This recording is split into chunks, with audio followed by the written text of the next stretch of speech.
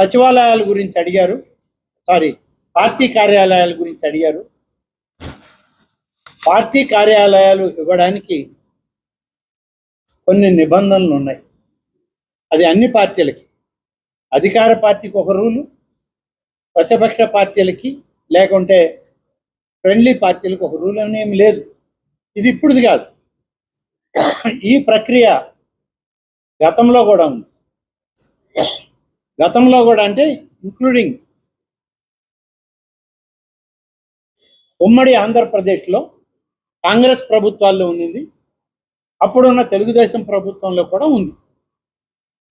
జిల్లా పార్టీ కార్యాలయాలు కట్టుకోవాలి అని అంటే జిల్లాలో ఏదైనా ప్రభుత్వ భూమి మాకు కేటాయించమని ఆ పార్టీ జిల్లా నాయకత్వం వాళ్ళ రాష్ట్ర పార్టీకి రాస్తే, రాష్ట్ర పార్టీ కమిషనర్ ల్యాండ్ రెవెన్యూకి పంపితే కమిషనర్ ల్యాండ్ రెవెన్యూ జిల్లా కలెక్టర్లను అడుగుతారు. జాయింట్ కలెక్టర్లు ఆ భూమి ఏదైతే వాళ్ళు అడిగారో ఆ భూమిని సర్వే చేసి ఇది ఇవ్వడానికి అర్హత కలిగిందా లేదా, ఎందుకంటే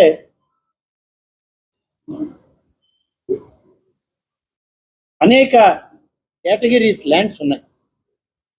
ఏ ల్యాండ్ అంటే ఆ ల్యాండ్ ఇవ్వలేము. కాలువ పరంబోకులు ఉన్నాయి పట్టణాల్లో, ఏటి పరంబోకులు ఉన్నాయి, పెన్నా పరంబోకు ఉంది మనకే.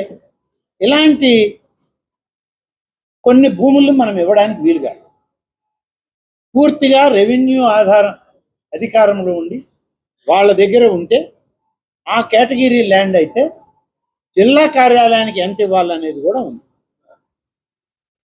ఆ భూమి కానీ సక్రమమైన రీతిలో ఉంటే ఆ భూమిని ఇవ్వడానికి దానికి వాల్యూ కట్టాలి.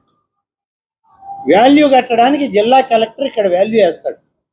మార్కెట్ వాల్యూ ఎంత ఉంది, ప్రభుత్వ వాల్యూ ఎంత ఉంది, రిజిస్టర్డ్ వాల్యూ ఎంత ఉంది, ఇవన్నీ కేటగరైజ్ చేసి ఆయన సిసిఎల్ఏకి పంపితే సిసిఎల్ఏ రెవెన్యూ ప్రిన్సిపల్ సెక్రటరీకి వస్తే అక్కడ నుంచి ఆ వాల్యుయేషన్ ఆధారంగా క్యాబినెట్కి రావాలి.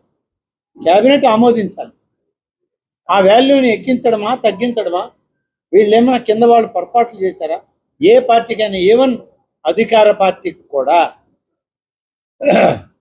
అంత పకడ్బందీగా ఆదేశాలు ఉంటే ఆ ఆదేశాలన్నింటినీ బేఖాతరు చేసి ఎక్కడ పడితే అక్కడ మా పార్టీ కార్యాలయాలు మా ఇష్టం, మా సొంతం అనే రకంగా ప్రభుత్వ స్థలాల్లో ఏ రకమైన నియమ నిబంధనలు లేకుండా, బిల్డింగ్ ప్లాన్స్కి అప్రూవల్ లేకుండా, కనీసం మున్సిపల్ కమిషనర్లు, కార్పొరేషన్ కమిషనర్లు, టౌన్ ప్లానింగ్ ఆఫీసర్లు ఆ ప్లాన్ అప్రూవల్ ఇవ్వకుండా ఏ విధంగా అంత ప్యాలెస్లు కడుతున్నారు. జగన్మోహన్ రెడ్డి గారికి ఒక మేనియా ఉంది. ఎక్కడ తను ఉన్నా గంట సేపు ఉన్నా సరే అక్కడ ఒక ప్యాలెస్ నిర్మాణం చేసుకోవడం అనేది ఆయన ప్రవృత్తి. ఇది బహుశా జనాభాలో ఇవాళ 6 కోట్ల చిల్లర మంది మన రాష్ట్రంలో ఉంటే అందరికీ ఉంటుంది అనుకో. ఇటువంటి మానసిక ప్రవృత్తి ఒక్క జగన్మోహన్ రెడ్డికే ఉంటుంది, ఇంకెవరికి లేదు. ప్యాలెస్లు ఎన్ని కట్టుకుంటారండి? ఒకవేళ సుమారైన ఇల్లు, పెద్ద ఇల్లు కట్టుకున్నాం అంటే మాగుంట లేఅవుట్కి పోతే ఇదిగో నా ఇది పెద్ద ఇల్లు అంటాం. ఇంకొక 4 ఏళ్ల తర్వాత దీనికన్నా ఇది ఒక పెద్ద ఇల్లు అయ్యా అంట. అక్కడిది వదిలేసి అలహంకా దగ్గర ఒక ప్యాలెస్ 27 ఎకరాలు, నిన్న మీరే రాశారు, 27 ఎకరాల్లో ప్యాలెస్, లోటస్ పాండ్లో ప్యాలెస్, ఇడుపులపాయలో ప్యాలెస్, పులివెందల్లో ప్యాలెస్, కడపలో ప్యాలెస్, తాడేపల్లిలో ప్యాలెస్, ప్రభుత్వం రంగంలో కట్టేటువంటి ప్రభుత్వ టూరిజం డిపార్ట్మెంట్లో భవనాలను కూర్చి కూడా సముద్రం ఎదురుకుండా నిద్రలేస్తే నాకు సముద్రం కనబడాలని అక్కడ కూడా ప్యాలెస్. ఆ ప్యాలెస్ దేనికో తెలియదు, ఇప్పటికీ తెలియదు. ఆయన ఎందుకు పెట్టాడో తెలియదు. 500 కోట్ల రూపాయలు దేనికి ఖర్చు పెట్టాడో తెలియదు. 28 తన సొంత ప్యాలెస్లను నిర్మాణం చేసుకుంటున్నాడు ఈ రాష్ట్రంలో పలు జిల్లాల్లో, పలు ప్రాంతాల్లో. అంటే ఎవరు నీకు పర్మిషన్ ఇచ్చారు? నువ్వు ముఖ్యమంత్రిగా నువ్వే ఇచ్చుకున్నావా పర్మిషన్? నీ ప్యాలెస్లకి నువ్వు ఇచ్చావా పర్మిషన్ చెప్పు. ఎవరో నీ మంత్రులు ఇవ్వాల, అధికారులను పక్కన పెట్టాయి. 28 ప్యాలెస్లు నావి, నేను ముఖ్యమంత్రిగా ఒక బ్లాంకెట్ ఆర్డర్ ఇచ్చానని చెప్పగలవా? ఆ స్థలాలు నీవే అని చెప్పి సర్టిఫికేట్ ఉందా? ఏమీ లేదు. నువ్వు ఇలా డబ్బు ఉందనేటువంటి అహం, ప్రజాధనాన్ని దోచుకున్నామనేటువంటి ఒక అహంకారపూరిత ధోరణితో తన ఎక్కడికి వెళ్ళినా అక్కడ ఒక ప్యాలెస్ ఉండాలని 24 జిల్లాల్లో 28 ప్యాలెస్లు కడతావా? 28 ప్యాలెస్లు పార్టీ కార్యాలయాలు అంటారా? ఏమయ్యా మీరు చెప్పండి. నేను మీడియా సోదరులను అడుగుతున్నా, తెలుగుదేశం పార్టీకి ఎన్ని కార్యాలయాలు ఉన్నాయి ఈ రాష్ట్రంలో? ఎన్ని జిల్లాల్లో అసలు జిల్లా కార్యాలయాలు ఉన్నాయి? కాంగ్రెస్ పార్టీకి ఎన్ని జిల్లా కార్యాలయాలు ఉన్నాయి చెప్పండి. నెల్లూరు జిల్లాలో ఉన్న కాంగ్రెస్ పార్టీ కార్యాలయం, జాతీయ పార్టీ, అనేక దశాబ్దాలు కేంద్రంలో రాష్ట్రంలో ఉమ్మడి రాష్ట్రాన్ని పరిపాలించిన పార్టీ, సొంత స్థలం అది. గతంలో ఎప్పుడో 50-60 ఏళ్ల క్రితం మున్సిపాలిటీ వాళ్ళకి డబ్బు కట్టి తీసుకున్న స్థలం. ఆ స్థలం ఇవాళ తెలుగుదేశం పార్టీ సొంత స్థలం, సొంత నిధులతో కట్టుకొని ప్లాన్ అప్రూవల్ చేసుకుని కట్టిన పార్టీ ప్లాన్. ఇవాళ ఎక్కడ పట్టినా ఉన్నాయి. ప్రభుత్వ నిబంధనల మేరకు చేశామే తప్ప ప్యాలెస్లు ఇప్పుడు మాకంతా ప్యాలెస్లో ఉండే అవసరం లేదు, మాకు అవకాశం కూడా లేదు, మేము ఆలోచన కూడా చేయలేము. చంద్రబాబు నాయుడు గారు వస్తే పార్టీ ఆఫీసులో చాలా కాలం ఆయన రాత్రిళ్ళు అక్కడ పడుతున్నారు.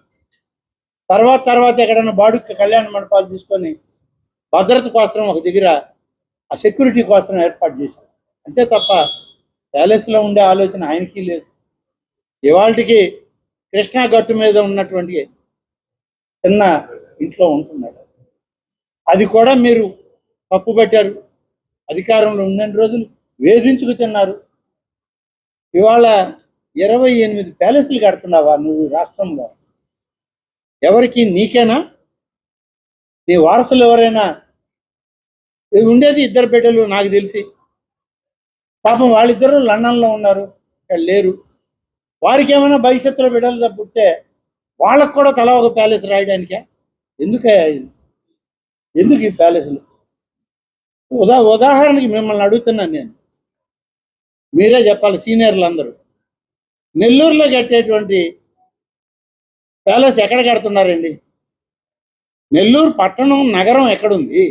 జిల్లా కేంద్రం ఎక్కడుంది? నెల్లూరులో పెట్టే కార్యాలయం ప్యాలెస్ ఎక్కడుంది? జనార్దన్ రెడ్డి కాలనీ వెంకటేశ్వరపురం దాటే అంటే పెరుగుద్దా? అంటే మామూలుగా పట్టణాలు ఊర్లు ఉత్తరం పెరుగుతాయి అంటారు. పాపం ఉత్తరం జిల్లా కేంద్రం కూడా పెరగద్దని ముందే భావించి మా అనిల్ కుమార్ యాదవ్ గారు ఆడ స్థలాన్ని చూసి ఆడ పాపం ఆయన ప్యాలెస్ ఆయన ప్రపోజ్ చేయడం, వీళ్ళు కట్టడం. అసలు పార్టీ పెట్టడానికి కట్టారా? మరే కార్యానికైనా కట్టారా ఆ ప్యాలెస్లు? అర్థం కాని పరిస్థితుల్లో మీరు అయోమయంలో ఉంటే మమ్మల్ని ఎందుకు ఆపుతున్నారు, కడుతున్నారు అని అంటే, మిమ్మల్ని ఆపకేం చేయాలయ్యా? మేము ఆపకపోతే ఈ రాష్ట్ర ప్రజలు ఆపే పరిస్థితుల్లో ఉండరు. మేము ఆపితే కనీసం భద్రత అన్న ఉంటుంది మీకు. మా అధికారులు పోయి ఒక నోటీస్ అంటించి మీ తలుపులకి సీల్ అన్న వేసి వస్తాం. మేము వదిలేసామనుకోండి, మీరు పెంచి పోషించిన అరాచక శక్తులు పోయి ఈ మాయను జగన్మోహన్ రెడ్డి మాకు ఇచ్చిపోయాడని వాటిని పూర్తిగా స్వాధీనం చేసుకొని ఏ అరాచక కార్యక్రమాలకు వాడతారు వాటిని. కనీసం మేము వాటికి ప్రొటెక్షన్ అన్న ఇస్తాం. కాబట్టి ఆయన కార్యాలయాలు కావు, అవి ఒక భూరి భవంతులు. ఆ భవంతులు ఆయన భవిష్యత్తులో ఆయన ఆస్తుల కింద మలుచుకోవడానికి ప్రభుత్వం దగ్గర ఉన్నటువంటి స్థలాలను ఆయన దోచుకున్న ధనంతో నిర్మాణం చేసుకున్నారు. మరిన్ని అప్డేట్స్ కోసం మన HN9 టీవీ ఛానల్ని సబ్స్క్రైబ్ చేసుకోండి.